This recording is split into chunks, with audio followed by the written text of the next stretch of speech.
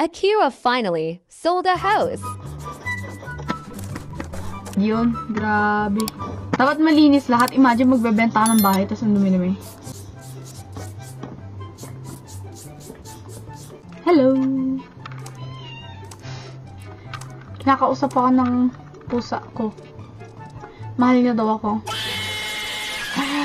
Ano ang kalis yan?